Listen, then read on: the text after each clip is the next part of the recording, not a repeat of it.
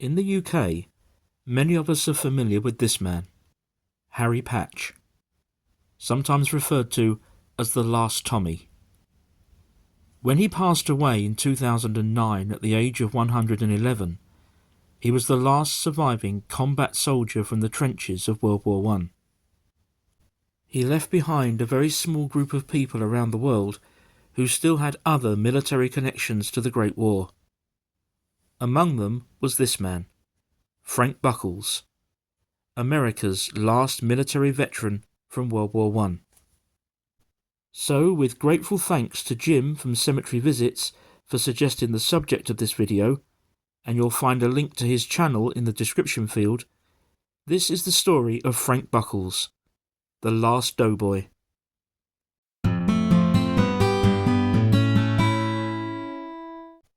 Frank Woodruff Buckles, originally named Wood Buckles, was born in Bethany, Missouri on the 1st of February 1901. He was the youngest of 5 children, born to James and Teresa Buckles.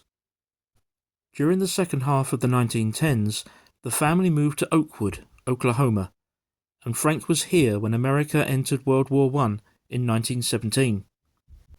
In August of that year, while still aged only 16, Frank sought to enlist, and after initially being turned down by both the Marines and the Navy, he was finally accepted by the Army. Frank's basic training took place here, at Fort Riley in Kansas, before he was posted first to England and then on to France. Serving with the 1st Fort Riley Casualty Department, one of his primary roles was driving ambulances similar to the one shown here. Frank saw firsthand the terrible impact of the Great War, not just on the soldiers, but also on the civilian population, and it had a profound impact upon him. After the war, Frank was involved with the repatriation of German POWs. He received a promotion to corporal in 1919, before being honourably discharged from the army 2 months later, and he returned to the U.S.A. His date with destiny, as the Last Doughboy, still lay many years in the future, but before then, an interesting life was yet to come.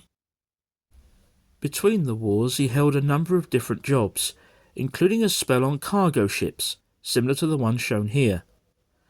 This role took him all over the world, including to Germany, where he saw and feared the rise of Adolf Hitler. Frank's work also took him to the Philippines, and he was there when the Pacific War broke out and America joined World War II.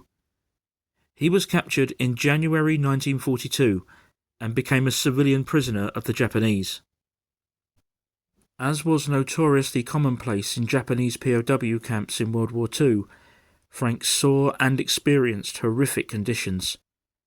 He suffered from terrible starvation and beriberi, but managed to survive over 3 years and was eventually liberated by American forces in February 1945.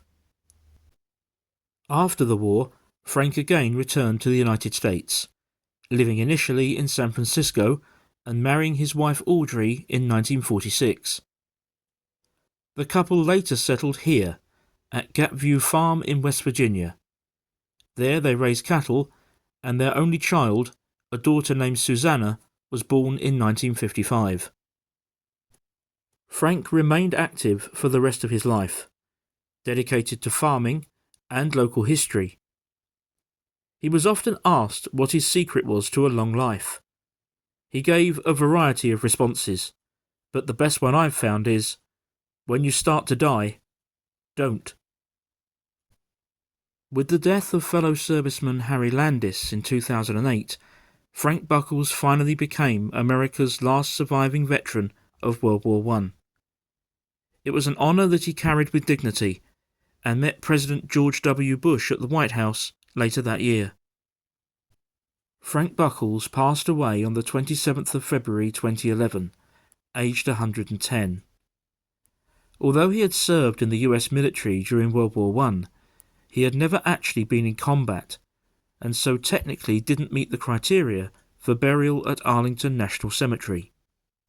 However, given his unique status as the last surviving US veteran of the Great War, special permission was granted a few years before his death and today Frank does indeed rest at Arlington.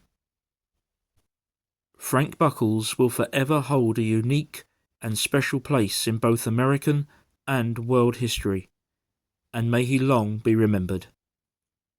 Thank you very much indeed for watching, and I'll see you again next time.